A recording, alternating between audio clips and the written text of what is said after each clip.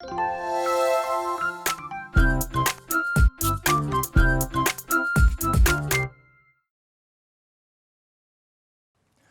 잠시 후 행복한 아침에서는 살아가면서 꼭 필요한 생활 법률 상식을 알려드리는 그 법이 알고 싶다 준비되어 있고요. 이어지는 세대 공감 토크 라떼는 마리아에서는요. 기성세대는 공감하고 MZ세대는 그 시절 감성을 공유하는 이야기 나눠보도록 하겠습니다. 저희는 광고 후에 다시 돌아올게요.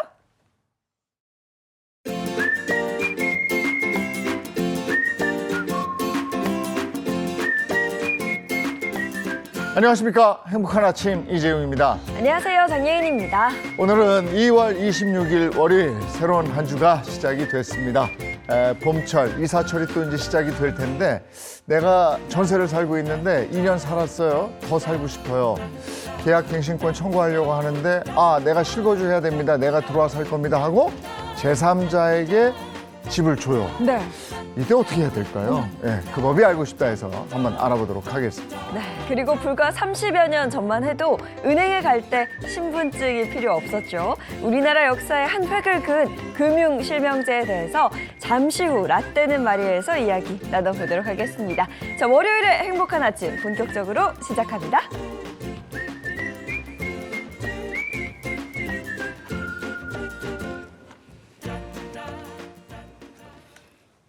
화제 이슈를 발빠르게 전해드리는 모닝 브리핑부터 시작하겠습니다. 허주연 변호사와 함께합니다. 어서 오세요. 안녕하세요. 네, 첫 번째 이슈부터 전해주시죠. 네, 첫 번째 이슈입니다. 우리나라의 필수 의료 인력이 부족하다는 말은 많이 들어보셨을 것 같은데요. 과별로 평균 임금 차이도 극명한 것으로 조사가 됐습니다. 최근 조사 결과에 따르면 안과의 평균 임금이 연봉이 약 4억 원에 달하는 반면 소아청소년과의 평균 연봉이 1억 원가량에 그치는 것으로 나타나서 양과 간 차이가 큰 것으로 조사가 됐습니다. 진료과에 따라서 이렇게나 의사 임금 편차가 컸군요. 구체적으로 좀 전해주세요. 먼저 안과는 비필수 의료 분야도 분류가 됩니다. 그런데 매년 레지던트 선발에서 지원자가 정말 많이 몰리는 인기 1위의 과인데요. 2020년 기준 안과 전문의의 연평균 임금이 3억 8,900만 원, 약 4억에 가까운 것으로 28개의 진료과 가운데 가장 높은 액수로 나타났습니다. 특히 300병상 이상 요양병원 안과 전문의의 평균 임금은 7억 6,800만 원에 달했고 또 다른 인기과인 정말 1위를 다투는 과죠. 정형외과나 피부과 등도 연평균 임금이 각각 3억 7,600만 원, 2억 8,500만 원으로 나타났다고 합니다. 하지만 필수 의료 분야의 전문의 연봉이 상대적으로 낮았는데요. 폐과 선언 논란까지 불거진 소아청소년과 전문의의 평균 임금이 1억 3,500만 원으로 28개 진료과 가운데 최저를 기록했고요. 그 밖에 산부인과, 응급의학과, 흉부외과 등 정말 필요한 필수 의료 분야 대부분이 전체 평균인 2억 3,700만 원을 밑돌았다고 합니다. 네, 그냥 딱 들어봐도 필수 의료 분야하고 차이가 참 많은데 네. 근데 이뿐이 아니고 지역별로도 편차가 심했다고요? 그렇습니다. 의사 부족 문제가 불거진 지방 의사의 연봉이 대체로 높았고요. 의사 숫자가 많은 서울의 의사 연봉은 비교적 낮은 것으로 또 조사가 됐습니다. 2020년 기준으로 서울 지역 의사 수는 2만 9천여 명으로 전국에서 가장 많았던 반면 울산은 1,600여 명, 세종은 280여 명에 불과했는데요. 연봉은 그 반대였습니다. 전국에서 의사의 평균 연봉이 가장 많은 지역은 울산으로 평균 연봉이 2억 6,500만 원에 달했고요. 이어서 세종, 경북, 전남, 충북, 경남 순으로 많았습니다. 서울은 평균 연봉이 2억 1,000만 원으로 가장 낮은 것으로 조사가 됐습니다. 네, 차제 국민 건강을 위해서 필요한 것들은 어떤 것들이 있는지 또 의사의 수급 상황은 어땠는지 연봉 차이는 어땠는지 확실하게 좀 조사가 이루어져서 적절하게 분포가 됐으면 좋겠어요. 네. 여러분 이번 차에 또 이런 것들이 좀 이루어졌으면 하는 바람도 있습니다. 다음 이슈 전해주시죠. 네, 두 번째 이슈입니다. 주택담보대출 문턱이 다시 높아질 것 같습니다. 오늘부터 은행권에서 새로운 대출 규제죠. 일명 스트레스 DSR 제도를 적용을 하게 됩니다. 그렇게 되면 금융소비자들이 빌릴 수 있는 금액의 한도가 크게 줄어들 것으로 보입니다. 네, 스트레스 DSR이 대체 뭐길래 대출 한도가 줄어든다라고 하는 걸까요? 스트레스 DSR 제도를 일단 설명을 드리면 대출 이용 기간 중에 금리 상승으로 인해서 원리금 상환에 드는 어떤 부담이 높아질 가능성을 미리 감안을 해서요. 총부채 원리금 상환 비율이 금리인 DSR을 산정할 때 일정 수준의 가상금리인 스트레스 금리를 미리부터 부과하는 것을 뜻합니다. 은행권이 향후 금리 인상 가능성을 고려해서 대출자의 상환 능력을 보수적으로, 그러니까 더 깐깐하게 추정을 하는 것이기 때문에 결과적으로 대출 한도가 기존 방식보단 줄어들 수밖에 없습니다. 실제로 한 은행이 모의 실험을 해봤더니 연봉 5천만 원인 A씨가 40년 만기 원리금 균등 상환으로 주택담보대출을 받을 경우에 이 스트레스 DSR 제도를 적용하면 대출 한도가 무려 2천만 원가량 줄어드는 것으로 나타났습니다. 게다가 올 하반기로 넘어가면 은행 문턱이 더 높아질 수가 있다고요? 단계별로 적용이 되는데 규제가 더 깐깐해집니다. 네. 스트레스 DSR 체계는 지금 1단계인데요. 올해 7월부터 2단계로 그리고 내년 1월부터는 3단계로 높아질 예정입니다. 1단계는 대출 한도 축소 폭이 25%지만 2단계는 50%, 3단계는 100%로 갈수록 높아질 예정인데요. 더구나 최근 일부 은행이 연초 상당폭 불어난 가계대출을 억제하기 위해서 인위적으로 금리까지 올리는 분위기 때문에 금융소비자가 체감하는 은행 문턱은 계속해서 더 높아질 것으로 예상이 됩니다. 이게 이름부터가 벌써 스트레스 DSR. 스트레스 많이 받을 것 같아요. 네, 다음 이슈 전해 주시죠. 네, 세 번째 이슈입니다. 우리나라에서 월급을 가장 많이 받는 지역이 어딜지 한번 궁금해 보신 적 있으실까요? 최근 통계청에서 그 해답을 내놓았는데요. 전국 시, 군, 구별 직장인 평균 월급을 조사를 해봤더니 서울 종로구 소재의 직장인이 월 평균 420만 원을 받으면서 가장 급여를 많이 받는 지역으로 조사가 됐습니다. 흥미로운 통계입니다. 이거 조사 어떻게 한 걸까요? 네, 통계청에서 작년 4월 기준으로 전국 시군구 229곳 임금 근로자의 3개월간 평균 급여를 조사를 했는데요. 직장인 서울 종로구에 있는 임금 근로자가 말씀드린 것처럼 월 평균 426만 원으로 가장 급여를 많이 받았다고 합니다. 이어서 서울 영등포구 415만 원, 서울 중구 404만 원, 서울 서초구 392만 원, 서울 강남구 390만 원 순으로 높았습니다. 평균 임금이 높은 상위 5곳 모두 공통점이 있습니다. 다 서울 지역이라는 건데요. 그 다음으로 울산 북구가 381만 원, 경기 과천시가 372만 원, 경기 성남시가 371만 원 순으로 높았는데 종합해보면 울산을 제외하면 시군구 임금 상위 10곳 중 8곳이 서울, 경기 같은 수도권에 물려있는 곳으로 나타났습니다. 그러면 반면에 평균 임금이 가장 낮은 곳은 어디입니까? 네, 월 평균 임금 가장 낮은 곳 전북 장수군이었습니다. 임금 근로자 15,000명의 평균 급여가 161만 원이었다고 해요. 1위 서울 정로구와는 무려 2.6배 차이를 보이고 있는데요. 아울러 경북 영양군, 경북 청송군, 강원 고성군, 전남 완도군 등도 평균 급여가 낮은 것으로 나타났습니다. 실제로 2014년부터 2023년 다른 시도에서 서울로 온 461만 명 중에서 직업을 이유로 전입한 사람이 164만여 명으로 가장 많았는데요.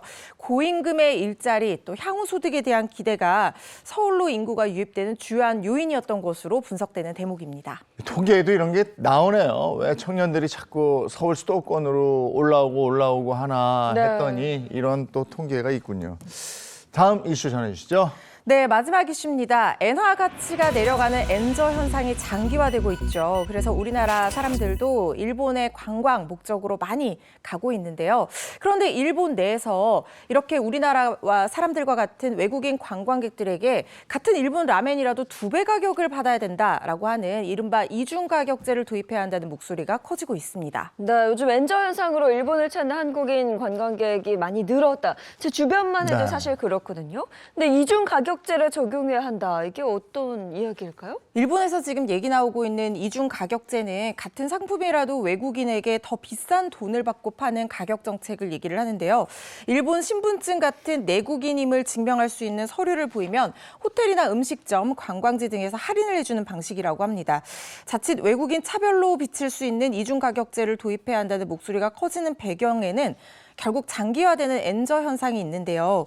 이로 인해서 엔화의 가치가 떨어지면서 일본 관광 수요가 폭발적으로 늘고 이 관광 수요가 그렇지 않아도 높은 일본 물가를 관광객으로 한층 더 끌어올리는 역할을 한다고 주장하고 있습니다. 하긴 뭐 이게 막 물건을 사고 이러면 이게 귀해지니까 더 올라가는 건 뭐 경제 논리로 우리가 알겠는데 네. 실제로 이런가요? 왜 이렇게 주장하는 거예요? 이들 주장 얘기를 좀 더 들어보면요. 엔저 시기에는 외국인들이 상대적으로 저렴한 비용에 일본에서 의식주를 해결할 수가 있었습니다. 과령 환율이 100엔당 1,000원을 넘었던 2022년 초까지만 하더라도 이 라면, 1,000엔짜리 라면을 먹으려면 실질적으로 10,000원 이상이 필요했죠.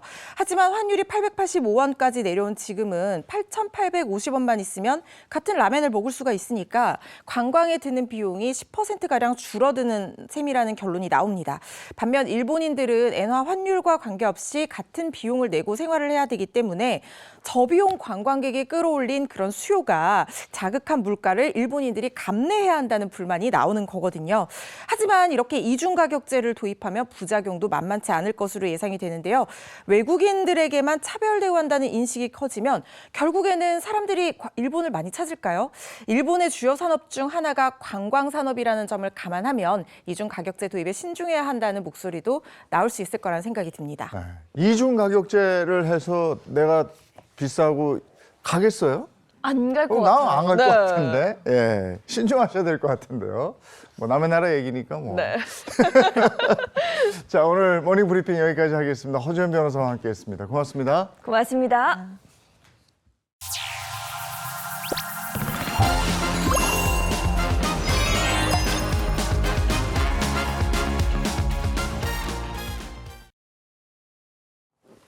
네, 이번에 자동차 관련 얘기 나누겠습니다. 방송인 박수림 씨 그리고 장진택 기자입니다. 반갑습니다. 안녕하십니까. 안녕하세요. 반갑습니다. 자, 장진택 기자, 오늘 준비한 주제는요? 네, 얼마 전 아시안컵 축구대회가 끝나고 이제 뭐 보는 재미로 사냐 뭐 이런 분들 많으셨을 텐데 이분들을 위해서 준비했습니다. 자동차에도 이 사람들이 하는 경기 못지않게 아주 치열한 경기가 여러 가지가 많은데 이게 바로 모터스포츠예요. 아, 재밌죠. 예, 이름만 들어도 짜릿한 스피드가 느껴지는 대회 2024 월드 랠리 챔피언십에 대한 소식을 가져왔습니다. 네, 월드 랠리 챔피언십 WRC 세계 3대 모터스포츠로 꼽히는 대회죠. 네, 뭐 자동차에 관심이 없으신 분들도 WRC는 한 번쯤은 들어보셨을 네. 것 같은데 구체적으로 어떤 대회인지 좀 소개해 주세요. 영어 나오면 참 취약한데 WRC라는 건 유럽을 포함해서 전 세계적으로 열리던 랠리 스포츠, 랠리 대회를 FIA가 총괄해서 하나로 합친 그런 모터스포츠 대회입니다. 자, 또 다른 모터스포츠 F1의 경우에는 대부분 안전한 레이싱 서킷에서 경기를 펼쳐요. 근데 WRC는 다릅니다. 매끄럽지 않은 일반 도로가 주 무대예요. 게다가 경기 기간은 1월부터 11월까지 계속됩니다. 장소도 유럽, 오세아니아, 남미 등 세계 여러 나라를 돌아다니면서 진행이 됩니다. 그렇다 보니까 멕시코의 찜통 더위에도 여기서부터 시작해서 스웨덴의 영하 25도 추위까지 계절과 국가별로 주행 환경이 천차만별입니다. 그래서 WRC는 세상에서 가장 혹독한 자동차 경주다 이렇게 불리기도 하죠. 네, 혹독하긴 하지만 이게 박진감도 넘치고 관심이 그렇죠. 집중되죠. 네. 아주 뭐 많은 분들한테 사랑받는 대회이기도 하지 네. 않습니까? 네, 그렇습니다. WRC가 많은 분들한테 사랑을 받는 이유는 그 주변에서 흔히 볼 수 있는 차들로 경기를 하기 때문이에요. F1 같은 차는 이제 너무 좀 우리가 타고 다니는 차랑 완전히 좀 동떨어진 다르죠. 형상이잖아요. 네. 근데 WRC는 우리가 주변에서 볼 수 있는 차와 똑같이 생긴 차들이 달리는 건데 이 WRC 규정상 1년에 2만 5천 대 이상 일반인들에게 판매된 차들만 출전할 수 있는 자격이 주어집니다. 오. 네, 그래서 제조사들은 이 양산차를 기본으로 해서 이제 튜닝을 해서 랠리 경기에 맞도록 만들어서 이제 차를 출전시키는 건데요. 네. 이 랠리 차가 이제 일반 차랑 똑같이 생겼다 보니까 이 차가 우승을 하면은 그 차의 오너들도 막 자부심을 느끼게 되는 이런 효과까지도 누릴 수가 있죠. 네, 그렇게 1973년부터 시작한 대회가 올해로 50년이 넘었다고 합니다. 그동안 맹활약을 펼쳤던 스타자들도 있죠. 그럼요. WRC를 통해서 마케팅 효과를 톡톡히 본 경주차들이 참 많습니다. 그중에서도 이 자동차 매니아들이라면 아마 다 기억하실 거예요. 차체가 파란색이에요. 거기에 노란색 별 모양이 들어가 있는 그 차. 기억하시죠? 예, 바로 S사, 일본 S사 차량입니다. 자동차 매니아들 다 기억하시죠? 네. 이거. 예. S사는요, 1993년 데뷔전에서 우승을 차지해서 강렬한 인상을 남겼고요. 2001년과 2003년에도 드라이버 종합 우승 기록을 차지하는 등 일본 메이커 중에서 가장 뛰어난 성과를 올렸습니다. WRC를 휩쓸었던 전설의 랠리카인데 이보다 앞서서도 또 전설로 불리는 차들이 있었죠. 네, 오늘날 독일 A사의 4바퀴 굴림차를 독일 A사가 4바퀴 굴림차의 명가로 자리 잡게 해준 주인공 이 Q 모델. Q 요것도 모델. 바로 이 대회를 통해서 WRC를 통해서 요 Q로 시작하는 요 사륜구동이 이제 알려지게 됐죠. 네네네. 이 이후에 이제 많은 경주차들이 사륜구동 차로 이제 경기에 나가게 되는 계기가 되기도 했습니다. 역대 가장 많이 우승을 차지한 차량인 이탈리아 L사. 우리나라에는 조금 생소한 브랜드인데요. 네. 이 L사도 1993년 WRC에서 철수할 때까지 총 10회 매니팩처러 우승을 거머쥐었는데요. 지금도 세계 각국의 차량들이 이 기록을 깨기 위해서 도전을 열심히 하고 있는 중입니다. 야, 확실히 이런 레이싱에서 활약을 좀 하게 되면 소비자들에게 딱 각인이 되는 것 같아요.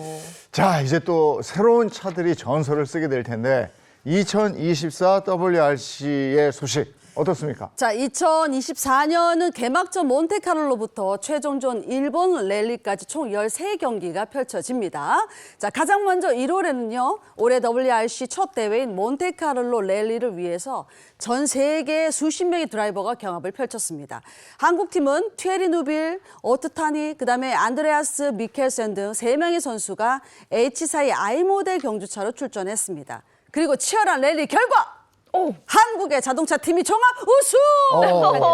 그래요? 야, 올해 어우, 첫 좋아, 경기부터 승리를 하다니 정말 좋은 소식입니다. 네. 한국팀이 승리한 요인은 뭐였을까요? 예, 몬테카를로 랠리는 변화가 많은 기후 속에서 뭐 빙판길이나 아스팔트 노면이 반복되는 아주 그 악명 높은 경기로 유명한데요. 다양한 환경 조건에 최적화된 운영 전략 뭐 이런 것들이 아주 승패의 핵심을 작용하는 곳입니다.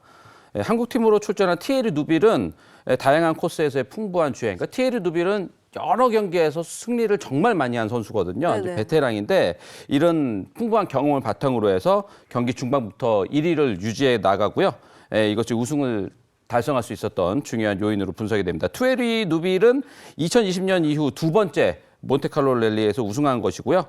개인 통산 WRC에서 20번째 우승한 기록을 세우고 있습니다. 네, 그리고 바로 얼마 전에 두 번째 랠리도 펼쳐졌다고 하는데 이번엔 어디서 열렸을까요? 두 번째 경기가 지난주 2월 15일부터 18일까지 스웨덴 우메아에서 열렸습니다. 그러니까 한국팀은 에사페카 라피 선수가 경기 내내 상위권을 유지하면서 압도적인 주행을 선보였습니다. 그 결과 2월 스웨덴 랠리에서도 한국팀이 우승을 차지하면서 오호. 2번 연속 승전보를 이어갔다는 그런 기쁜 소식입니다. 이야, 2번 연속으로 한국팀이 우승하다니 그야말로 뭐 겹경사입니다. 네. 그러면 이번 스웨덴 경기에서는 우리가 어떻게 우승을 차지할 수 있었는지 또 분석을 좀 해주신다면요. 네, 2월에 열린 스웨덴 랠리는 WRC 랠리 중에 유일하게 전 구간이 다 눈길과 빙판으로 이루어진 곳이에요. 네, 눈과 얼음이 뒤덮인 구간이 이어지는 와, 이거 만큼 보세요. 대단하다. 드라이버들은 혹한과 추위에 미끄러운 노면 뭐 이런 것들을 그렇죠. 다 견디면서 주행을 해야 되는데요. 여기 에스페카 라피 선수가 핀란드 출신 선수인데 핀란드 그러면은 북유럽이잖아요. 그렇죠. 원래 빙판에서 운전하는 나라입니다. 그러네. 그래서 그 에스페카 그 라피 선수가 원래 이제 이 빙판 랠리에서 상당히 그 강점을 갖고 있었는데 다른 선수들에게는 큰 도전이었지만 라피 선수에게는 뭐 이러한 환경 속에서도 이 경주차인 I 모델 이걸 안정적으로 주행하면서 아주 뛰어난 기록을 보여줬습니다. 현대까지 드라이버와 제조사 부문 모두 1위를 기록하고 있는 이 우리나라 자랑스러운 한국 자동차 회사 팀이 올 시즌 어떤 역사를 기록하게 될지 기대감이 한층 높아지고 있습니다. 네, 뭐 다가오는 3라운드는요, 아프리카의 케냐에서 펼쳐질 예정이라고 하는데 이것도 굉장히 기대가 됩니다. 네, 한국의 자동차가 이번 WRC에서도 좋은 결과를 가지고 올지 또 관심이 집중됩니다. 자동차 소식은 여기까지 하고요. 이번에는 우리 주변에서 일어나는 사건, 사고를 법의 관점으로 풀어보겠습니다. 그 법이 알고 싶다.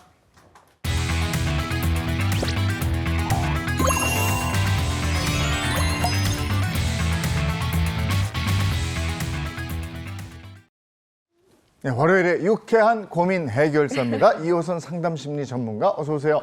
안녕하세요. 반갑습니다. 네, 반갑습니다. 또 오늘도 유익한 법 알려주실 조세영 변호사, 허주연 변호사 소개합니다. 안녕하세요. 안녕하세요. 네, 첫 번째 주제부터 가죠.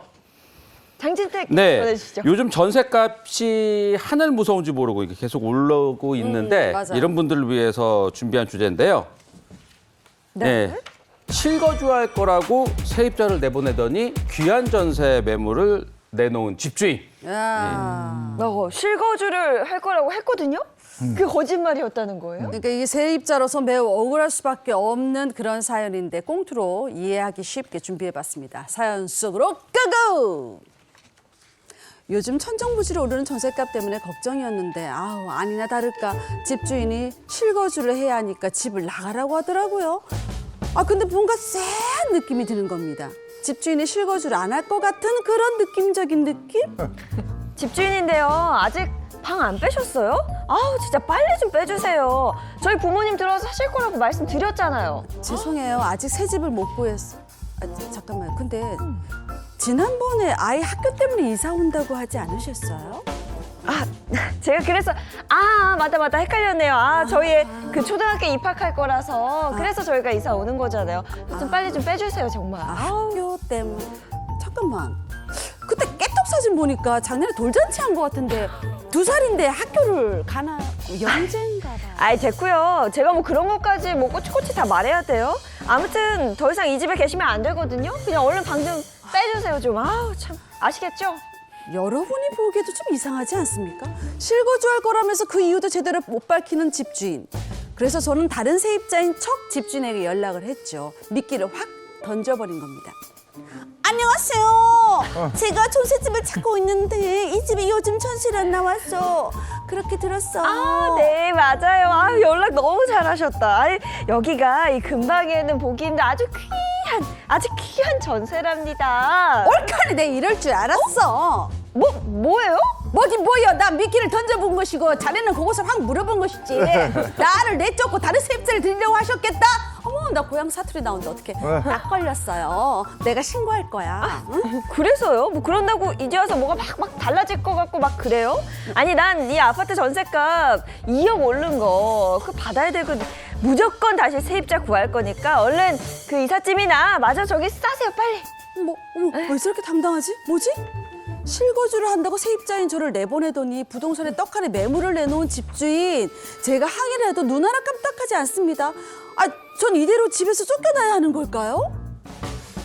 뭐지? 네, 전월세 값이 오르고 막 뭐지, 이러면은 이런 현상이 또 일어날 것도 같은데 어떻게 된 일입니까 구체적으로? 네, 전세 계약 갱신을 거절당해서 당장 이사 걱정에 시달리게 된 세입자 김 씨의 사연인데요. 김 씨는 지난 2022년 1억 7천만 원짜리 아파트에 전세로 들어갔는데요. 2년이 지난 올해 계약 기간 만료를 앞두고 한 번 더 계약을 연장하고 싶다 이렇게 뜻을 전했다고 합니다. 그런데 집주인 이 씨, 이분이 아들이 근처 학교에 입학할 거라서 실거주를 할 예정이니까 집을 비워달라고 얘기를 한 거죠. 그런데 한 가지 이상한 점은 집주인의 SNS에 프로필 사진 보니까 이제 2살밖에 안 된 자녀의 사진이 올라와 있었다고 합니다. 이상하긴 이상해요. 그렇게 생각이 들잖아요. 그렇죠. 근데도 집주인이 내가 집에 들어가 살 거다 이러면 뺄 수밖에 없는 상황 아니에요? 나가야 되는 거 나가야죠. 아니에요? 그렇죠. 예. 나가라는데. 네, 그렇습니다. 집주인이 실거주할 경우 세입자의 계약 갱신 요구를 거절할 수도 있는데요. 그런데 이사를 준비하던 김 씨는 부동산에서 자신의 아파트가 귀한 전세 매물이라며 버젓이 올라와 있는 이것을 발견을 했습니다. 1억 7천만 원의 전셋집이 2억 3천까지 오른 상태로 귀한 전세로 올라와 있었는데 화가 난 김 씨는 어떻게 거짓말로 세입자를 쫓아낼 수 있느냐. 억울해서 이대로는 못 나간다라고 따졌고요. 집주인 이 씨는 뭐 손해배상을 한다면은 뭐 해주겠다. 그래도 전세금 올리는 게 나한테는 더 이득이기 때문에 그렇죠. 어쨌든 당신은 이 집에서 나가라라고 야, 맞섰다고. 나가라. 야, 우리가 집주인 사실 계약할 때 만나고 사실 계약 해지할 때 만나고 거의 만나는 일이 그쵸. 없거든요. 근데 이 왜 쎄한 느낌은 왜 틀린 적이 없는지 아는 게 아니라 본인이 아무래도 들어올 것 같지 않은데 거짓말이 분명한 것 같은데 그쵸. 한두 번밖에 안 만났는데도 요거 딱 맞는단 말이에요. 그렇죠. 그래서 억울할 땐 우리가 뭐 할 수 있는 게 뭐가 있겠어요. 두 분 찾아가야죠. 네, 법으로 해결을 해야 됩니다. 집주인이 실거주를 하겠다라고 거짓말을 한 후에 탄로가 났는데 이럴 때는 이제 세입자에게 손해배상해야 되는 거죠? 네, 맞습니다. 2020년에 주택임대차 보호법이 개정이 되면서 임차인들은 첫 번째 전세 기간 2년이 지난 이후에 2년 더 살겠다는 계약갱신 청구를 할 수 있고 5% 범위 내에서 보증금이나 월세를 올려주면서 더 살 수가 있습니다. 그렇지만 임대인도 무조건 살게 해줘야 되는 건 아니고요. 임차인의 계약갱신을 특정한 사유가 있으면 거절할 수가 있는데 한 9가지 정도의 사유가 있는데 대표적인 사유가 바로 앞서 나온 그런 실거주하겠다는 내용입니다. 네. 그래서 본인이 실거주하는 경우도 가능하고요. 네. 직계 존속, 그러니까 부모님이나 조부모님, 그리고 직계 비속, 자녀나 손자녀가 거주하겠다는 이유로 거절할 수도 있습니다. 근데 문제는 들어가 살겠다라고 얘기해놓고 내보내놓고 속여서 제3자에게 더 높은 가격으로 전세를 내줄 수도 있잖아요. 네. 이런 경우를 방지하기 위해서 법에서는 계약갱신을 요구했다면 임차인이 살 수 있었던 그 기간, 2년이 되겠죠. 이 기간 동안 자신이 예전에 살았던 집에 누가 살고 있는지 그 임대차 정보를 열람할 수 있는 권한을 주고 있습니다. 그래서 직접 알아보시기가 굉장히 간단한데요. 이사를 나온 이후더라도 해당 주민센터에 신분증과 예전 계약서를 가지고 방문을 하시면 이 집에 지금 누가 전입신고를 해서 살고 있는지 임대차 정보를 열람하실 수가 있습니다. 그래서 확인을 해보면 뭐 집주인 이름이 나왔다. 그러면 뭐 집주인이 들어 살고 있구나 확인하시면 되는데 전혀 성도 다른 아예 제3자가 살고 있다면은 직접 거주 사유 자체가 허위였고 나를 속여서 내보냈기 때문에 그럴 때에는 정당한 사유 없이 속여서 내보냈다는 이유로 임차인이 입은 손해를 배상해라라고 집주인에게 청구할 수 있습니다. 그러니까 세입자가 부동산에 일일이 전화해가지고 진짜 그 집에 그 실거주 주인이 살고 있는 거 맞냐 하고 있는 거 맞냐 이렇게 물어볼 필요가 없네요. 그냥 주민센터 가서 물어보면 되는 거잖아요. 그러면 그렇게 해서 확인이 됐으면 이 사연의 세입자는 얼마나 배상받을 수 있는 거예요? 그 얼마나 손해배상을 받을 수 있을지 계산하는 기준이 우리 법령에 정해져 있는데요. 이번 사연은 아직까지 사이트에 매물이 뭐 2억 3천만 원 정도로 올라왔지만 계약이 체결되지는 않은 상태예요. 그런데 만약에 임대를 했다 그러면 손해배상 책임이 발생을 하게 되는 건데 주택임대차 보호법에서는 갱신 거절 당시에 환산 월차임 3개월치에 해당하는 금액 또는 제3자에게 임대해서 얻은 환산 월차임과 갱신을 거절할 당시에 환산 월차임의 차액의 2년치 또는 임차인이 입은 손해배상액 이 정도로 기준을 놔두고 있거든요. 근데 임차인이 손해를 입은 걸 입증한다는 게 상당히 쉽지가 않기 때문에 보통 첫 번째나 두 번째 중에서 큰 금액으로 이 손해배상액을 청구하는 경우가 많습니다. 아직 임대를 하지 않았기 때문에 정확한 계약 조건을 알 수가 없으니까 우선 갱신 거절 당시에 환산 월차임 기준으로 한번 계산을 해볼게요. 계산이 복잡하니까 잘 따라오셔야 됩니다. 네. 전세보증금 1억 7천만 원이에요. 네. 그리고 환산 월차임 시 곱해주는 그 비율이 있습니다. 이게 2020년 당시 기준으로 한국은행 기준금리 더하기 2% 이게 적용이 되거든요. 10%라는 고정값도 있지만 지금 더 낮은 걸 적용을 해야 되기 때문에 2.5%를 적용을 하면 환산 월차임이 35만 4천 원가량으로 나오고 이걸 곱하기 3개월치를 해준다고 하면 100만 원 정도가 첫 번째 기준에 따른 손해배상액이 될 수 있습니다. 아니 100만 원? 100만 원이요? 그밖에 안 돼. 그 전세는 5천만 원 올리는데 그럼 이게 100만 원이라는 거 아니에요?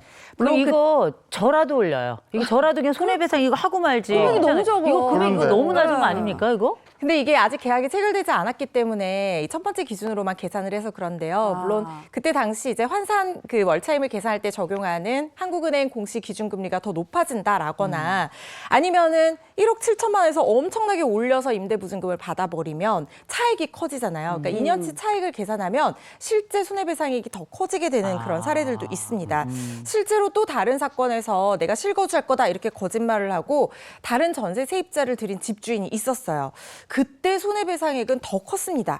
이전 세입자 전세보증금을 1억으로 받았었는데 새로 계약한 세입자에게는 무려 3배에 달하는 3억 5천만 원의 전세 계약을 했다는 거예요. 거짓말이 탄로 나서 손해배상 책임을 지게 됐는데 이때 이제 두 번째 사유 기준으로 계산을 해보면 임대인이 제3자에게 임대해서 얻은 환산 월차임과 갱신 거절 당시의 환산 월차임 간의 이 차액 2년치를 계산을 해봤더니 그때 당시 기준 똑같이 2.5%가 적용이 됐어요. 그랬더니 손해배상 액수가 1,250만 원으로 계산이 됐습니다.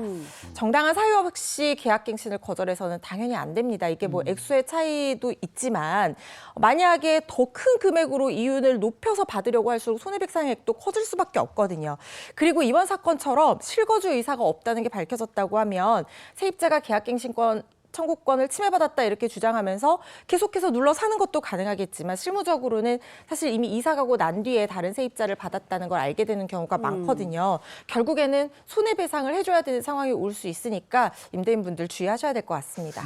아니 근데 세입자로서는 아까 처음에 말씀하실 때 손해배상 금액이 한 100만 원 뭐 요 정도 된다면 네. 이것 때문에 또 소송까지 하는 게 또 부담이 될 수도 있는데 소송은 또 길고 다른 방법 없습니까?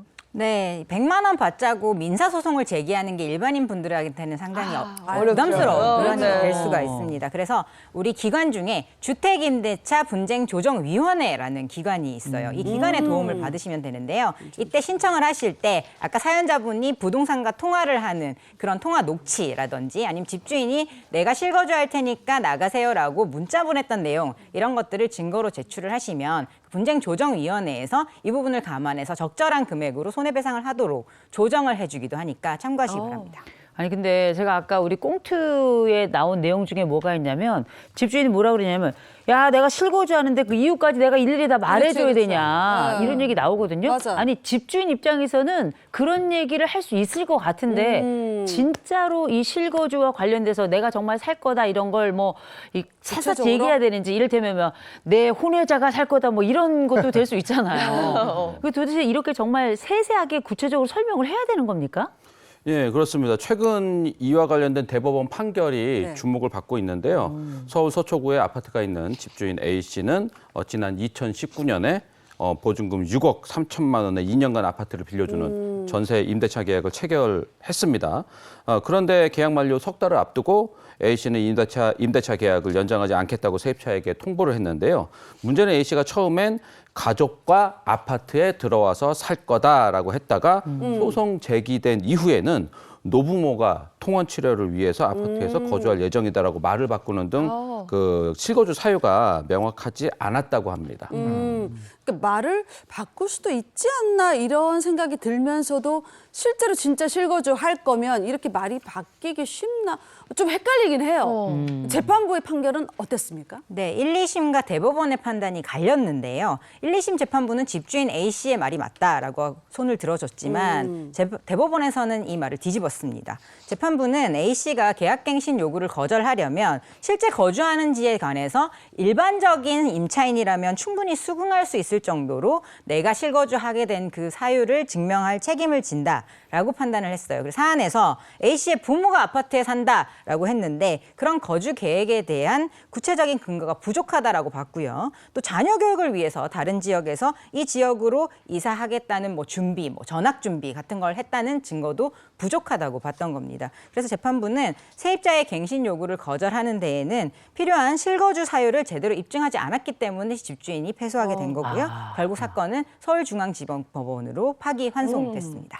이번 판결이 가지는 의미가 좀 상당히 클 것 같아요. 앞으로는 세입자에게 얘기를 할 때 그냥 실거주 할 거예요 해서 끝나면 안 되고 맞아. 누가, 그렇지. 뭐 왜 이렇게 구체적인 사유를 밝히라는 거잖아요. 사실상 그렇다고 봐야 됩니다. 이게 불과 2달 전에 나온 따끈따끈한 판결인데요. 이번 사건은 대법원이 실거주 의사의 입증 책임이 결국에는 집주인한테 있다 이런 태도를 확인해 준 것이다 이렇게 보시면 될 것 같습니다. 그동안 사실 집주인의 신변 상황이 어떤지 세입자가 하나하나 알기 어렵기 때문에 집주인의 실거주 의사가 거짓이라는 점을 세입자가 입증을 한다는 게 사실 쉽지는 않았어요. 물론 제3자에게 임대를 하고 나면 주민센터를 통해서 이걸 객관적으로 확인을 할 수 있지만 그때는 이미 이사 가고 난 뒤니까 계약갱신 청구권을 실질적으로 행사하는 것에 대한 어떤 실질적인 효과를 보장하기는 좀 어려웠죠. 그래서 이번 판결은 임대인이 단순 실거주 의사를 밝히는 정도로는 부족하고 종합적으로 내가 실거주를 할 거야라는 사실에 대한 입증 책임을 집주인에게 지운 판결이거든요. 그게 인정이 만약에 안 되면 임차인이 계속 전세로 살 수 있다라고 판단을 한 거기 때문에 이 세입자의 계약갱신 청구권 굉장히 폭넓게 보장할 수 있도록 이 해준 판결이라고 볼 수 있겠지만 임대인 입장에서 또 그런 개인적인 것들을 하나하나 입증을 해야 된다는 게 맞아. 현실적으로 또 어려운 측면도 있어요. 그래서 이 대법원 판결의 의미 자체를 분석을 해보시면 그만큼 임대인에게 입증 책임을 많이 지울 테니 계약갱신 청구권 행사를 하면 웬만하면 실거주 의사 없으면은 받아줘라 이렇게 판단을 하시면 좋을 것 같다는 생각이 듭니다. 근데 반대로 임차인이 4년을 다 채웠는데 안 나간다고 그럴 수도 있잖아요. 아유, 이거 그럴 때도 주택 임대차 분쟁 조정위원회에 가면 되나? 그런 그것도 갑자기 방법이 궁금해진데. 있을까 혹시? 그건 나중에 한번 저희가 알아보도록 하겠습니다. 네. 생방송입니다. 자, 누구든지 억울한 일은 없애야죠. 예. 다음 가겠습니다. 다음 주제는요? 그 법이 알고 싶다 다음 주제도 매우 현실적인 주제인데요. 부모의 황혼, 이혼이 자녀 싸움으로 번진 이유입니다. 이혼은 부모가 하는데 자녀들이 싸웠다는 거예요? 자, 이런 집도 생각보다 많다고 합니다. 자, 이해 쉽게 꽁트로 준비해봤습니다. 사연 속으로 가고! 저희 아버지는 말이죠. 젊었을 때는 음주 가무에 막말, 나이 들어선 외도 문제로 어머니 속을 썩였습니다. 그런 어머니가 아버지랑 이혼하지 않은 이유는 딱 하나, 바로 자식 때문이었죠. 나왔어. 네, 왔어요? 아, 이 냄새, 여자 향수 냄새 같은데 혹시 그 여자 또 만났어요? 아이, 그거 좀 간섭 좀 하지 마. 남편 말이야. 밖에 나가면 남의 남자야. 그리고 집에 들어오면 내 남자다 이거야. 그런 얘기 몰라? 예, 알아요. 예. 그리고 생활비가 석 달째 떨어져서. 근데 혹시 생활비 좀 줄 수 있을까? 또 아이. 돈. 아니, 만나면 그냥 돈 얘기야. 내 얼굴만 보면 돈밖에 떠오르는 게 없어. 나 이러니 집구석에 들어오게. 아이고, 정말. 아유, 남편 하나 잘못 만나서 평생을 고생하고. 아유, 그래, 내 새끼들 생각해서 참아야지. 나만 참으면 우리 가족 다 평화를 오는게. 이렇게 눈물 없이 들을 수 없는 어머니의 삶을 자식으로서 지켜볼 수만 없겠더라고요. 그래서 저는 언니와 함께 어머니의 황혼, 이혼에 대해 논의를 했습니다. 그런데 현실적인 우리 언니는 저랑 의견이 정반대더라고요. 언니도 우리 엄마가 그동안 얼마나 힘들게 살았는지 알지? 나 이제는 못 참아 안 되겠어. 엄마 이혼 우리가 도와드리자. 예인아, 이 세상 물정 모르는 순진한 예인아. 언니가 하는 얘기 잘 들어봐라. 냉정하지만 아주 현실적인 얘기 하나 해줄게. 엄마, 아버지 이혼하시잖아. 부양 문제 너 어떡하려고 그러니? 부양? 아이, 언니 지금 돈 때문에 그러는 거야? 빙고. 돈 때문이지. 너 이런 문제일수록 아주 감정적으로 나설 게 아니야. 두 분 갈라서시죠. 너나 나나 챙겨야 될 부양비가 두 배로 느는 거야. 그러니까 너도 적당히 모른 척해. 언니는 왜 이렇게 못됐어? 나는 그렇게 못해. 우리 엄마 무조건 이혼시킬 거야. 응? 평생을 참기만 해온 우리 엄마. 법에 대해 잘 모르는 엄마를 위해 이혼을 도와드리고 싶은데 언니와 의견이 달라서 고민입니다. 이럴 땐 어떻게 하면 좋을까요? 부모 이혼 문제로 생각이. 자식들이 다투게 됐어요. 이거 어떻게 된 일인지 한번 짚어주시죠. 네, 이혼은 부모가 하는데 자녀들이 싸우게 된 사연입니다. 결혼 생활 35년 차인 아내는 남편 때문에 평생 소가리를 했는데요. 남편은 한 달에 한 번 뭐 최소한의 생활비만 던져주고는 외박을 일삼았고 내연녀와 오랫동안 외도를 했다고 합니다. 또 술을 마시면은 아내와 아이들에게 폭언이나 뭐 손찌검 뭐 이런 것들을 하기도 했는데요. 그러나 가정을 끔찍하게 생각했던 아내는 혹시나 이혼을 하면 자식들에게 피해가 갈까봐 무려 35년을 꾹 참고 살았다고 합니다. 35년. 요즘 세상에 부모 이혼하면 어때서 자녀들 걱정해서 참을 필요 없어요, 솔직히. 맞아요. 근데 이런 분들이 진짜 많긴 많거든요. 말은 못해도 많아요, 이런 분들이. 아마 자녀들도 같은 마음이었을 거라고 봅니다. 네. 부부 사이에서 자란 3남매는 장성까지 해서 결혼을 했는데 두 자매는 엄마 우리 걱정하지 말고 그렇죠. 이제라도 아버지랑 헤어져라고 적극적으로 이혼을 권했는데요. 그러나 큰아들의 생각이 달랐는데 큰아들은 부모님이 이혼해서 재산 분할을 하면은 결국 우리 자녀들의 부양료만 더 올라가는 거야 라면서 말렸다고 합니다. 자매들은 큰아들만 다른 노선을 타는 게 좀 미심쩍다고 생각을 했는데 뒤를 캐보니까 큰아들이 이혼을 말린 이유가 아주 충격적인 이유가 따로 있었다. 무슨 이유인데요? 충격적인 이유가 그 이유가 있어요. 뭐지? 네. 네. 이혼 소송을 하면 유책 배우자가 돼서 불리해진다는 걸 알게 된 아버지가 큰아들만 따로 불러서 네. 나중에 너한테만 재산 증여를 더 많이 해줄 테니까 이혼을 못하게 말려달라. 어머, 네, 웬일이야. 은밀한 반전이다. 선택을 했던 거예요. 아니 딜을 했어. 무슨 그 아버지의 그 아들이 아들이다, 그 진짜. 아버지가 또 그런 제안을 했다고 해서 넙적 그걸 또 받아들여요? 에휴. 아니 애지중지 키우고 정말 그 어려운 환경 속에서 그 아들 딸 둘 키워낸 그 엄마가 이 얘기 알면 얼마나 속이 터지겠어요. 그럼요. 야 이거 너무했네요. 이거. 그리고 제가 볼 때는 두 딸들도 절대 가만히 있지 않을 거예요. 그 은밀한 거래를 알게 된 거잖아요. 이게 사이도 더 안 좋아질 것 같기도 하고요. 근데 이번 사연처럼 그 부모가 황혼 이혼을 할 때 자녀들이 많이 개입을 한다고 들었는데 실제로 네. 그렇습니까? 네, 실제로 황혼 이혼 상담을 오시는 분들을 보면 자녀들이 같이 오시는 경우가 네. 많아요. 그래서 변호사도 직접 검색해서 찾아보시고요.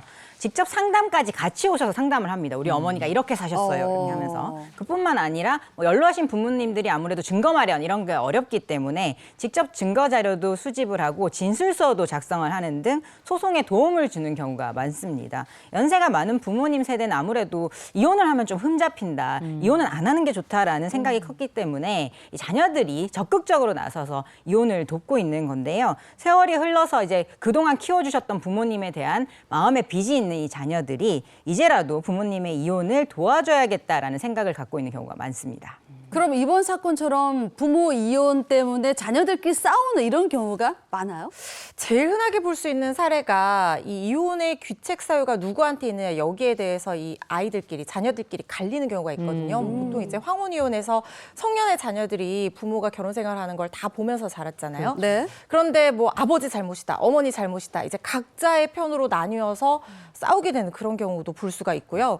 또 좀 가슴 아픈 사연입니다만 오히려 이 지금 꽁트로 보여줬던 사례와 반대로 부모가 자녀에 따른 이혼에 따른 이 거래를 자녀에게 제한하는 경우가 있어요. 그러니까 내가 이혼하면 재산 분할을 받아서 너한테 좀 나눠줄 테니까 네네. 상대방 귀책이라고 좀 해줘라. 뭐 약간 그런 식으로 얘기를 한다든가 뭐 이런 이 거래가 오가는 바람에 가족끼리 불편한 관계가 되는 사례도 가끔 볼 수 있습니다. 부모 문제 자녀들까지 이렇게 끼어들면 안 되는 거거든요. 두 분이 해결하실 문제긴 한데 왜 유독 이렇게 황혼 이혼에는 자녀들의 개입이 많은 걸까요?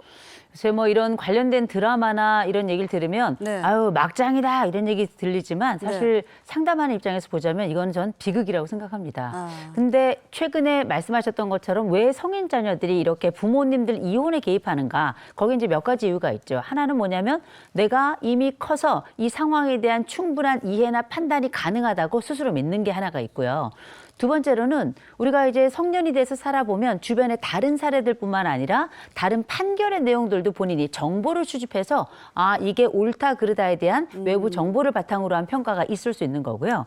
세 번째는 실제 우리가 많은 사례가 그러합니다만 내 부모 중에 어머니가 혹은 아버지가 너무 억울하다. 그러면 이 억울한 사람들과 함께해서 정의를 실현하고자 하는 기본적인 가족의 마음이자 또 사회인으로서의 마음이 또 있는 거거든요. 그래서 많은 분들이 아유 자녀들이 개입하는 게 과연 부모 황혼 이혼에 옳은 거냐 이런 얘기를 많이 하시는데 전 이런 말씀 드리고 싶습니다. 부모님이 도움을 요청하신다면 그 부분에 대해서 도움을 함께하는 건 맞지만 결국 노년이 되어서 부부가 이혼을 하는 것도 결국 당사자의 문제입니다. 맞아요. 당사자의 의견이 가장 중요하다는 거 먼저 말씀드립니다. 다시 사건으로 돌아가서 이 아버지가 오랫동안 외도를 한 거잖아요. 그러면 이거 자녀가 상간 소송을 할 수 있는 겁니까? 안타깝지만 자녀가 자녀의 이름으로 부모의 상간자를 상대로 소송하는 것은 거의 어렵습니다. 아주 예외적으로요. 그 상간녀가 자녀들에게 직접적인 해악을 가한 경우, 그런 경우에는 자녀가 나서서 자기 이름으로 상간자에 대한 소송을 제기할 수도 있지만 이런 아주 특별한 예외적인 경우가 아닌 이상 자녀가 자녀의 이름으로 상간녀를 상대로 소송을 하기는 어렵고요. 외도의 증거가 있다면은 자녀가 아닌 부모님, 그러니까 배우자 본인이 배우자의 상간자에 대한 소송을 제기하도록 자녀가 도와주시는 방향으로 가시면 되겠습니다. 사실 부모 싸움이 자녀 싸움이 되는 걸 부모들도 바라지는 않을 네, 겁니다. 네. 황혼 이혼을 자녀와 함께 고민하고 있다면 이것만큼은 꼭 지켜라. 혹시 말씀해 주실 부분이 있을까요? 있습니다. 이 황혼 이혼이라는 것이 사실 이렇게 다 나이가 들고 오랜 부부 생활 동안 참다가 이혼을 하게 되는 것인 만큼 정말 고민들 많이 하고 진행을 하시는 경우가 많은데 뭐 중간에 취하는 경우도 있지만 하고 나서 후회하시는 사례들도 많이 보거든요. 정말 유심히 생각해 보면 좋을 점 첫 번째 하나 말씀을 드리면 이혼은 나의 문제잖아요. 아까 맞아요. 요선 교수님께서도 당사자가 결정하라고 했기 때문에 자녀를 배제하고 이 배우자인 당사자가 결정을 해야 됩니다. 자녀를 동석해서 부모님 이혼 상담을 하러 오는 사례들을 보면은 딸이 와가지고 엄마 진짜 이제는 정리해야 돼 막 이렇게 네네네. 얘기를 하는 경우들이 부추기는 있거든요. 경우도 있고. 그런데 부부 사이라고 하는 거는요. 아무리 자녀라도 모르는 부분이 있어요. 그리고 자녀기 때문에 오히려 말을 못하는 부분도 있습니다. 그런데 자녀가 자리를 비우고 나면 이 어머님이 그런 사실에 대해서 털어놓으시면서 이혼이 어려울 것 같다고 말씀하시거나 아직까지 이혼에 대한 결심이 서지 않았는데 우리 딸이 자꾸 하라고 하니까 해야 될 것 같기도 하다. 뭐 이런 식으로 말씀하시는 경우들이 있고 이럴 때 무리하게 이혼 소송 진행하시면 후회하게 되는 경우가 많습니다. 자녀를 배제하고 고민 끝에 스스로 결정을 하셔야 한다는 점을 먼저 말씀을 드리고 싶습니다. 그러니까 이혼은 나 자신을 위한 결정인 만큼 그러니까 자녀를 일단 배제해두고 빼고 난 다음에 내 속마음이 어떤지 먼저 생각해보라 이 말씀이시잖아요. 그렇죠? 그 다음은 어떤 거예요? 네, 다음은요. 자녀가 너무 많이 개입하는 것이 소송 결과에도 부정적인 영향을 미칠 수 있다라는 겁니다. 부모가 이혼 중인데 마치 자녀가 자기 소송인 것처럼 나서서 관여하는 경우가 있습니다. 그런데 황혼 이혼의 사건의 경우에 자녀가 너무 많이 개입을 해서 여기에 다투게 되면 재판부에게도 안 좋은 영향을 미치게 됩니다. 왜냐하면 부모님의 재산을 가지려고 자녀가 개입하는 정도의 정황이 보인다면요. 당연히 판사님이 뭐 순수한 의도로 부모님을 도와주기 위해서 개입한다고 보지는 않으실 거예요. 그래서 자녀는 부모의 문제지 내 문제가 아니잖아요. 그래서 적극적으로 부모를 돕고 싶은 그 마음은 저도 이해를 하지만 그 행동이 오히려 승소하는 데에 부정적 영향을 미칠 수도 있기 때문에 주의하시는 것이 좋겠습니다. 자녀의 개입이 오히려 도움이 안 될 수가 있다. 그다음에 뭘 주의하면 되겠습니까? 정말 중요한 역할을 자녀가 해줘야 되는 부분이 있습니다. 이혼으로 부모님도 상처를 입으세요. 아무리 황혼 이혼이라고 하더라도 이혼이라는 과정은 굉장히 힘들고 어려운 과정입니다. 그 부모님의 마음을 보듬어주는 역할 중에 자녀가 꼭 할 수 있는 부분들이 있어요. 그러니까 이혼을 한다고 해서 두 사람 사이의 법률혼 사실 자체는 끊어지지만 부모 자식 관계는 천륜이잖아요. 맞아요. 그렇기 때문에 두 분이 이혼하신다고 해도 여전히 내 아버지 내 어머니란 말이죠. 중간자의 역할을 자녀가 할 수 있어요. 뭐 재산 분할 문제뿐만 아니라 그 이후에도 뭐 가족끼리 뭔가 해야 되는 그런 일이 있을 수 있습니다. 그렇게 되면 그때 중간자적인 역할을 하면서 서로 잘 전달을 해서 서로 더 이상 이혼 이후에 또 다른 갈등이 초래되지 않게끔 중간에서 조율하는 역할들을 자녀가 해줄 수 있고 부모님들도 자녀가 말하면은 많이 잘 들으시거든요. 그래서 이렇게 상처를 보듬고 그 이후에도 평화롭게 이 이혼 이후의 삶이 이어질 수 있도록 자녀가 중간 역할을 잘 해주시면 이혼 황혼 이혼 후회 없이 만약에 결정을 하시게 된다면요. 나중에라도 후회 없이 이어지지 않을까 하는 생각이 듭니다. 네, 오늘 그 법이 알고 싶다 여기까지 하겠습니다. 고맙습니다. 고맙습니다.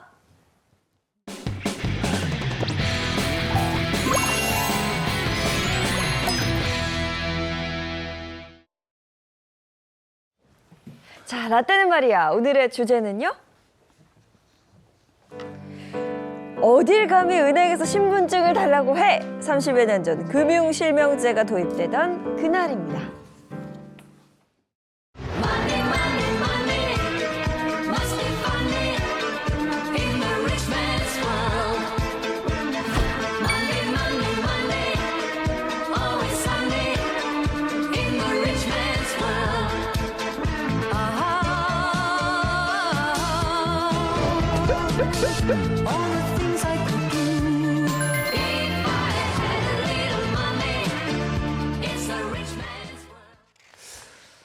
세대 간의 추억을 공유하는 시간입니다. 라떼는 말이야, 은행에 갈 때 신분증 꼭 가져가죠? 아이 그럼요. 신분증을 안 가져가면 일단 업무 처리를 할 수가 없기 때문에 무조건 가져가야 하는데 이거 본인하기 당연한 거 아니에요? 라떼는 말이죠. 네. 은행에서 고객님 신분증 좀 주세요.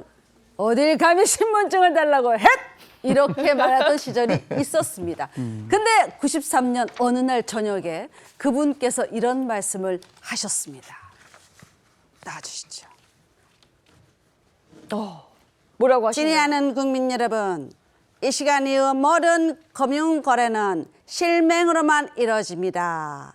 그렇습니다. 이날부터 실명으로만 통장을 개설하게 됐습니다. 네, 지금 세대는 정말 뭐 생각도 상상도 할 수 없는 그런 이야기인데 네. 그럼 실명이 아니라 어떤 이름을 가지고 계좌를 만들 수 있다는 거예요? 그때는 아무거나 다 됐어요. 뭐 가명, 됐어. 차명, 예명 뭐 다 가능했습니다.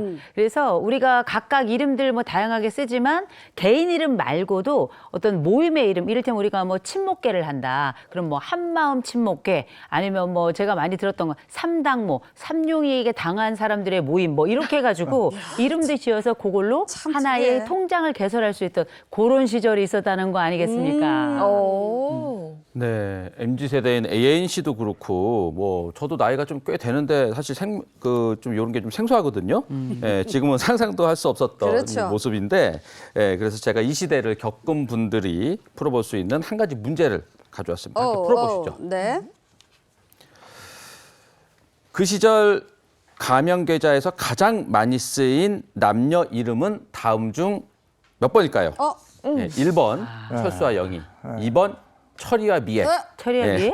예, 3번 갑순이와 갑돌이. 아, 그러네. 1번은 국어책에 나오는 그거 거. 좀 네. 어. 2번은 92년에 데뷔한 가수. 가수. 철이와 가수 미애. 이름. 갑순이와 갑돌이 갑돌이는 아닐까? 너무 그야말로 오래됐다. 고전이고. 그건 너무 옛날인데? 네. 뭘까요? 뭐 네. 철이와 영희가 제일 만만한데요? 철수와 여보세요. 철수와 철이에요? 영희예요. 철수. 네. 철수와 영희. 죄송합니다. 잠깐 네. 힌트를 드리자면은 교과서 단권 등장인물. 그래. 철수와 영희네. 그리고 이제 영원한 혼성 듀오 뭐 그냥 정답을 알려드려야겠는데 네. 정답은요. 1번 철수와 영희입니다. 아, 그럴 것 철수와 같았어요. 영희. 네, 당시 한 증권사의 조사 결과에 따르면은 가명 계좌에서 가장 많이 쓰인 남자 이름은 김철수, 오. 여자 이름은 김영희였다고 합니다. 또 그밖에 김명호, 김영철 뭐 같은 이름도 있겠고 그리고 네. 김정희, 김영자, 김순희 같은 이름도 많았다고 합니다. 오늘 당시 좀뭐 이름이네. 홍길동, 네. 손오공 뭐 이런 거 많을 줄 알았는데 의외로 또 없네요. 그거는 예시로 나오니까. 그렇지, 맞아. 홍길동 항상 예시로 나왔죠. 네. 네, 그런 이름들이 그 가명 계좌에 많이 쓸 것 같긴 했는데 실제로는 아니었다고 하고요. 가명이라는 게 이제 쉽게 드러날 것 같은 이름 대신에 뭐 실명과 가명 구분이 어려운 우리 주변에서 흔히 접할 수 있는 친근하게 볼 수 있는 이름들이 좀 많이 사용됐었다고 합니다. 옛날에는 금융 성장이 좀 빨리 이루어져야 되니까 가명 거래 같은 이 잘못된 금융 관행들을 좀 묵인했어요. 그러니까 그러면서 보이지 않는 곳에 범죄가 또 늘기 시작했죠. 그래서 악의 이 차명 거래가 생기지 않게 처음부터 도입했으면 되지 않는다 이렇게 생각할 수 있는데 그렇지 그렇죠. 않습니까? 거기에 이제 나온 그 시대의 경제 사기 사건, 경제 범죄가 하나 있었잖아요. 장영자 이철이 사건. 큰 손. 큰 손. 아. 건국 이래 최대 금융 사기 사건이라 불렸던 그런 사건이었잖아요. 근데 아마 그때를 기억하시는 분들이 상당히 많이 계실 텐데 네네. 1982년 5월의 어느 날이었습니다. 나라가 발칵 뒤집혔는데 당시에 전두환 대통령의 네. 인척인 장영자 이철이 부부가 거액의 어음 사기 사건으로 구속이 돼요. 아내는 대통령의 인척이었고 남편은 과거 중앙정보부 차장을 지냈으니까 네. 권력을 등에 업은 막강한 부부가 탄생한 셈이었는데 네. 이들은 현금을 대출해 줄 테니 어음을 끊어달라 하면서 자금난을 겪는 기업들의 2배 또는 9배까지 어음을 받으면서 사기 행각을 벌였다고 합니다. 9배까지. 이때 벌인 사기 행각의 규모가 수천억 원에 달하지 않았습니까? 당시에. 네, 정확히 얘기하면 6,404억 원의 어음을 시중에 동원했고 엄청나네요. 1,400여 원의 이득을 취했다고 그럽니다. 80년대 이런 금액이 엄청나죠. 사기 규모가 그야말로 엄청났는데 그래서 건국 이후에 최대 금융사기 사건 이렇게 불렸습니다. 맞아요. 그 여파로 기업의 간부, 은행장 등등 해서 30여 명이 구속이 됐고 관련 기업들이 도산하기도 했고요. 이 사건으로 금융실명제를 처음으로 논의하게 됐다고 그럽니다. 근데 뭐 우리 다 기억하시겠지만 이 금융실명제가 바로 막 자리를 잡고 금방 실현되고 이게 어려웠던 게 워낙에 우리가 비실명, 실명 아닌 그 관행들이 오랫동안 진행을 했기 때문에 이게 금융실명제로 바뀌려면 세무 바뀌어야죠. 그렇죠. 행정 바뀌어야죠. 이거저거 뭐 바꾸고 고쳐야 될 것들이 워낙에 많았기 때문에 아까 말씀하셨던 장영자 이철희 사건, 그 사건 지난 이후 11년이 지나서야 금융실명제가 시작된 거죠. 무려 11년을 기다린 끝에 금융실명제가 시행이 됐습니다. 근데 그 준비 과정이요, 뭐 거의 뭐 첩보 영화. 그렇죠, 그렇죠. 그 시절에 금융실명제가 시행된다는 걸 미리 알고 있었던 사람이 전국에 몇 명 정도였을까요? 한 20여 명도 안 됐대요. 근데 모든 걸 비밀스럽게 이루어졌는데 제가 문제를 준비했습니다. 함께 풀어보시죠. 시청자 여러분들 다 같이. 당시 극비리의 금융실명제를 준비하던 사람들은 보안을 위해서 금융실명제라는 말 대신에 느브트으 작전이라고 불렀다. 이게 뭐지? 이게 뭐야? 자, 뭘까요? 나비투 아닌데? 나불 나불 타요. 나 불타요? 나비 투어? 아이고, 나비 아이고. 정답 드릴게요. 네. 자, 금융실명제라는 말 대신에 남북 통일 작전. 아, 그래요? 네, 이 금융과는 전혀 상관없는 이름인데 네. 예, 이렇게까지 이름을 숨기면서 준비한 이유가 또 있나요? 아, 물론 있었죠. 우리나라에서는 금융실명제를 시행하기 위한 여러 번의 시도가 있었습니다. 근데 다 무산됐어요. 자, 먼저 1982년에 장영자 이철희 어음 사기 사건을 계기로 첫 번째 시도될 뻔했지만 비실명 거래로 이익을 얻는 집단의 반발로 무기한 유보가 됐습니다. 그다음 88년도 노태우 정부 시도하려고 했어요. 이때도 시기상조다 이런 이유로 좌절됐습니다. 그러면서 김영삼 정부까지 왔어요. 또 실패를 하면 안 되지 않습니까? 네. 자, 그래서 우리나라 핵심 브레인으로 꾸려진 11명의 비밀 작업반이 가동이 됐습니다. 야, 11명의 비밀 작업반. 그러면 그 11명의 금융 실명제를 위해서 자발적으로 이제 모이게 된 거예요. No. 당사자들도 I don't know. 나도 몰랐다. 이렇게 얘기합니다. 93년 6월에 당시 김영삼 대통령은요. 먼저 이경식 당시 경제부총리에게 금융실명제 추진 방안을 은밀하게 마련하라고 지시를 합니다. 근데 이 사실을 미리 알면 누군가는 자금을 미리 빼돌릴 수 있지 않겠습니까? 그렇죠. 자, 고위 관료들마저 전혀 알지 못할 정도로 철저하게 보안을 지키면서 007 작전으로 누군가는 극비리 추진에 나섰습니다. 나중에 얘기 나온 뉴스들 저도 기억하고 있는데 그 비밀 작업반이 어느 네. 정도로 철저하게 준비했냐면 요즘에 우리가 수능하면 수능 출제자들이 아예 모르는 데 들어가서 합숙을 하잖아요. 마찬가지로 과천, 그 경기도 과천 아시죠? 그 과천 주공 아파트에 방을 하나 딱 마련해가지고 이 비밀 작업반이 거기에서 2달 동안 숙박을 했다는 거예요. 합숙을 했고 거기다가 이제 그때 당시에 모 장관의 경우에는 이제 왔다 갔다 할 때 옛날에 장관들은 다 어땠어요? 넥타이 메고 양복 딱 입고 이렇게 다녔는데 네. 혹시 이런 부분이 탄로가 날까봐 이제 셔츠에다가 누구보다도 평범하게 의상을 준비해서 의상팀이 옷을 입혀서 007 그렇게 그 안쪽으로 출입을 했다라는 얘기가 있었더라고요. 아니 저도 그 시절 얘기를 들었는데 말이 좋아서 합숙이지 베란다에조차도 나가지 못하게 할 만큼 정말 감금 상태처럼 합숙을 했다 이런 얘기고 실무자들이 이제 동료 직원들의 의심을 살까봐 네. 해외 출장 간다고 가짜로? 가짜 해외 출장을 가는 척했고요.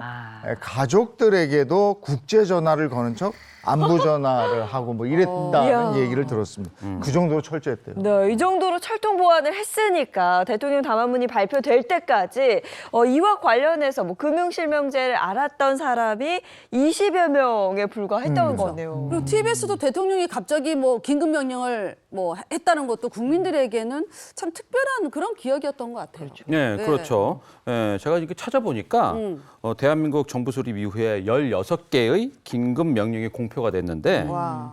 첫 번째에서 14번째까지 네. 긴급 명령은 6.25 전쟁과 관련된 법령 관련된 거였어요. 그리고 15호는 박정희 전 대통령과 그 재임 시절에 발동됐고요. 네. 그리고 민주화 이후 대통령의 긴급 재정 명령이 발동된 건 1993년 금융실명제를 실시했을 때가 유일했습니다. 그래서 93년 8월 13일 저녁 TV를 통해서 전국에서 시청했던 국민들의 그때를 강렬하게 기억을 하고 있는 거죠. 네. 그러면 금융실명제가 도입됐을 때 그 당시 사람들의 반응은 어땠는지 저는 그게 가장 궁금해요. 우리가 그때 이제 많이 들었던 명언 중에 하나가 햇볕은 최고의 방부제다. 뭐 이런 명언들이 있었는데 그 방부제는 좋았지만 갑자기 제도가 바뀌니까 불편한 점들도 있었을 거 아니에요. 그 중에 하나 이제 에피소드 중에 하나가 연예인들이 예명을 많이 쓰잖아요. 그런데 실제 금융실명제가 딱 시작을 하면서 본명이 딱 밝혀진 거예요. 아, 그렇겠네. 서른도 선배님이 대표적이야. 그렇죠. 그래가지고 이제 막 그러면 이제 그 은행원들도 자기네들끼리 야 누구가 뭐 실명 이거래 막 그랬네. 맞아. 소문이 쫙 나는 거죠. 그래서 좀 난처한 경험이 있었고 또 한 가지는 그 전에 금융실명제를 실행하기 전에는 우리가 은행 창구에서 계좌를 밖에 만드는 게 한 1, 2분이면 다 해결이 됐단 말이에요. 근데 신분증 확인해야 되죠. 뭐 사실 뭐 적어야 될 것도 많죠. 이러니까 시간이 길어져서 이런 부분에 있어서 불편함이 있었다라고 호소를 하는데 그럼에도 전반적으로 장점이 많았죠. 금융실명제 실시 전에는 예전에 돼지 쏘음통에 돼지 그득 차면 돼지 따러 가자, 돼지 잡으러 가자고 그렇죠. 은행에 가서 통장 만들었잖아요. 학생들도 만들 수 있었거든요. 어른들뿐만 아니라 어린이들도 갈 수 있었단 말이에요. 그쵸. 복잡한 서류 뭐 절차 없어도 되고 부모님도 필요 없었는데 지금은 있을 수 없는 일이잖아요. 지금은 아이들이 뭐 통장을 만든다 그러면 네. 부모님이 같이 가야 그쵸. 되고 맞죠. 허락 받아야 되고 여러 가지 서류가 또 있어야 되고 좀 복잡하긴 하거든요. 네. 뭐 그때는 모든 제도가 다 그렇습니다만 네. 이런 게 있어서 모두가 다 찬성하는 그런 제도는 없었던 것 같은데 네. 국민의 비밀 보장의 자유 등 기본권을 침해했다 이런 지적을 하는 사람도 있었고요.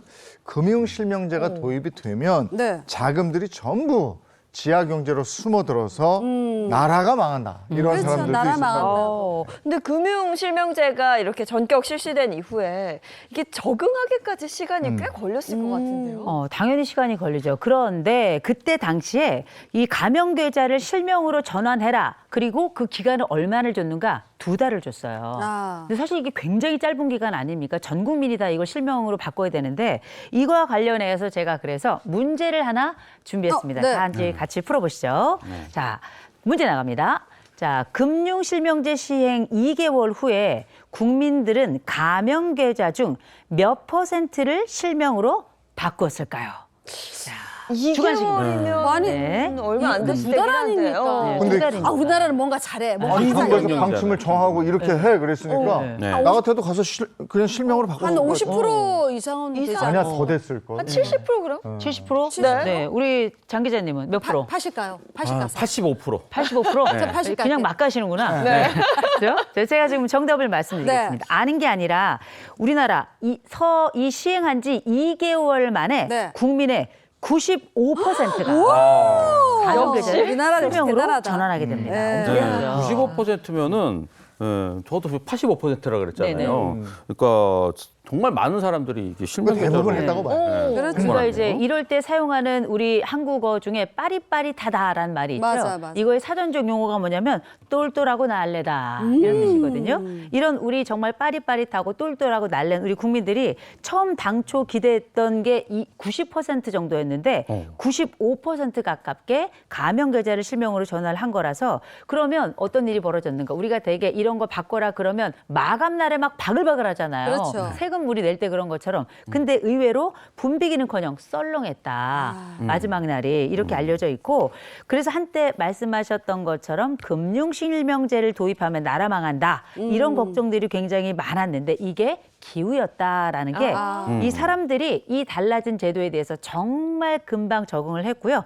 또 우리가 우려했던 이 불법 차명 계좌 아니면 이런 비자금 이런 맞아요. 것들을 막을 수 있었기 때문에 맞아. 오히려 실보다는 득이 훨씬 컸다 이렇게 평가를 받고 있습니다. 그러니까 이게 선량하게 살아온 시민들의 경우에는 뭐 타격이 없었던 거예요. 그렇죠. 네. 오히려 좋은 점이 더 많았다는 건데 그러면 실명을 쓰게 되면서 가장 큰 타격을 입은 곳 어디였을까요? 아니 금융실명제가 도입이 되면서 가장 큰 타격을 입은 곳 우리가 딱 생각해도 느낌이 오잖아요. 영화에서 사채요. 많이 나와. 그렇죠. 영화에서 많이 네. 나와. 사채 시장이죠. 혹시 우리나라 사채 시장의 대명사가 서울 명동이라는 거 알고 계셨습니까? 아유. 근데 지금도 명동이지 않아요? 뭐 그 저 거의 가끔 네. 뭐 시대물 드라마 같은데 네. 보면 명동 그런 그런 큰 게 손, 네, 있죠. 뭐 무슨 곰, 뭐 네. 어디에 네. 누구 뭐 네, 이래가지고 네. 큰 소리 땅땅 치는 네. 분들 나오는데 네, 사실 금융실명제가 도입이 되기 전에 은행 대출보다도 사채가 속편했던 시대가 있었다고 그럽니다. 은행의 웬만한 상품들의 만기가 길고 맞아요. 또 대출 승인받기도 어렵고 뭐 이러면서 일반이나 로비를 할 여력이 없는 중소기업인들이 사채 시장으로 많이 갔다고 그래요. 그래서 사람이 많이 오가는 명동도 사채 시장이 커졌는데 금융실명제 이후에는 사채 시장의 주요 자금원들이 자금 추적을 피하기 위해서 돈을 풀지 않게 되고 그러면서 사채 시장 의존도가 확연하게 줄어들었다 이렇게 돼 있네요. 그리고 금융실명제가 전직 대통령의 구속까지 이어가는 그런 결과도 나타나기도 했잖아요. 예. 우리가 이제 뭐 금융실명제의 가장 이제 핵심적인 것 중에 하나가 음지에 있는 돈들에 대한 출처를 밝히는 건데 이거 네. 흔히 검은 돈 추적이다 이렇게 얘기할 수 있을 텐데 그래서 우리가 뉴스에서 그 이후로 엄청난 사건들을 만나게 되죠. 우리가 많이 들었던 전두환, 노태우 두 전직 대통령이 1995년에 이 금융실명제 그물에 걸려서 구속이 됐죠. 그렇죠. 그래서 우리가 이 사람 보통 사람 하던 우리 노태우 전 맞아요. 대통령께서 보통 사람입니다. 야당 의원의 비자금 계좌가 폭로가 되면서 일주일 만에 비자금 5천억 조성했던 부분을 실토하게 됐는데 아무래도 뭐 이게 기록에 남아 있으니까 맞아요. 버틸 재간이 없었던 거고요. 그래서 우리가 이 금융실명제가 단순히 나라 경제만 바꿔놓은 것이 아니라 이런 시대적으로 정치 또 경제에 경제. 있어서 엄청난 영향을 미쳤고 우리나라의 역사를 바꾸는 엄청난 계기가 됐다라고 평가를 맞아요. 받는 거죠. 네. 그리고 여기서 또 하나 네. 이 사과 박스라고 하면 사과 박스. 예, 이제는 뇌물의 대명사처럼 여겨지곤 하죠. 네. 예, 그런데 이 사과 박스가 출연하게 된 것도 이 금융실명제 때문이라는 것도 또 알고 계신지 모르겠어요. 그래요? 사과 박스도 금융실명제 때문에 네. 나온 거예요? 금융실명제 이전에는 뇌물을 주고받을 때 차명계좌가 있었기 때문에 네네. 차명계좌로 이렇게 주고받을 수 있었죠. 근데 근데 이제 금융실명제가 실시가 되면서 더 이상 이 차명계좌는 쓸 수가 없게 됐기 그렇죠. 때문에 그러면서 이제 사과 박스에 현금을 담아서 보내는 요 신종 수법이 생긴 겁니다. 저 사과 박스 말하죠. 네, 사과 박스에는 뭐 96년도 전두환 비자금 수사를 하던 도중 네. 한 기업의 격리 창고에서 10,000원권 사과 상자가 발견되면서 본격적으로 이 사과 박스가 유명해지게 됐어요. 그리고 97년도에 이제 한보 한보 사태. 사태. 당시 정태수 회장이 부도를 막기 위해서 정치인들에게 그 사과 상자에 현금을 가득 넣어서 보냈던 거. 요게 이제 또 유명세를 탔고요. 참고로 그 20kg짜리 사과 박스에는 10,000원권으로 넣으면 한 2억 5천 정도가 들어가고 5만 원권으로 넣으면 한 10억 정도가 들어가요. 10억이요? 한 박스에 10억. 사과를 다 먹고 거기에 돈을 아니 받는 그래가지고 그때 거예요? 그 유행했잖아. 무슨 뭐 우리 드링크 네. 막 조그만 상자에는 비타민. 얼마, 사과 상자에 얼마, 또 뭐 골프 캐디 가방에 얼마. 네. 말도 안 되는 시절이었거든요. 크기별로. 예. 요즘 명품 백에다 돈 넣더만. 금융실명제 얘기하면서 우리가 몰랐던 그 시절의 다양한 얘기 또 비화에 대한 얘기까지 함께 나눴습니다. 고맙습니다. 여기까지입니다. 고맙습니다. 사과 먹어야겠다 오늘.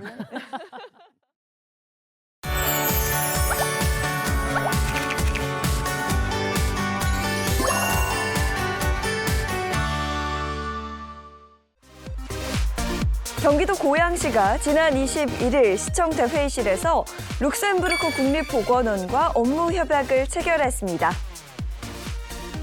야한 기관의 지속적인 협력과 시의 유치 활동으로 룩셈부르크 국립보건원은 고양시의 경제자유구역에 해외 분원을 설치하기로 약속했는데요. 고양시 이동환 시장은 협약식 자리를 통해 고양시는 글로벌 자족도시로서의 도약을 위해 경제자유구역을 추진하고 있다며 이곳을 스마트 모빌리티와 바이오, 도심 항공교통 및 반도체 산업이 발달하는 미래 혁신 기술 도시로 만들 계획이라고 전했습니다.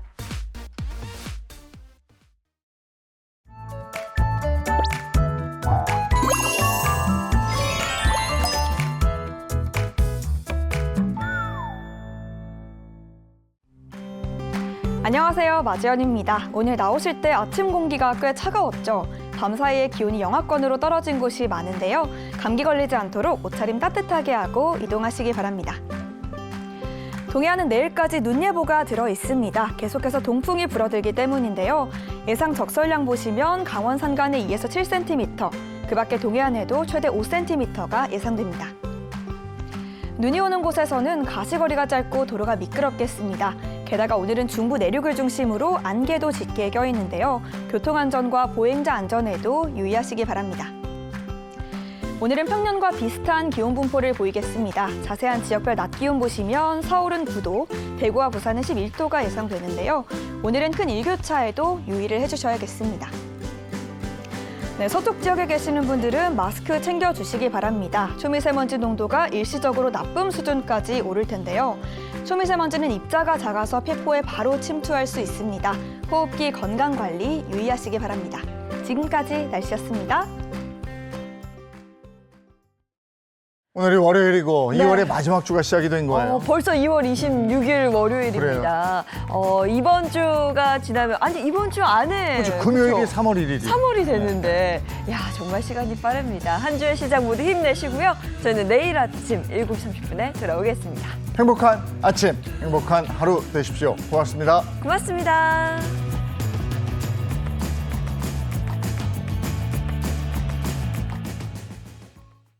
채널 A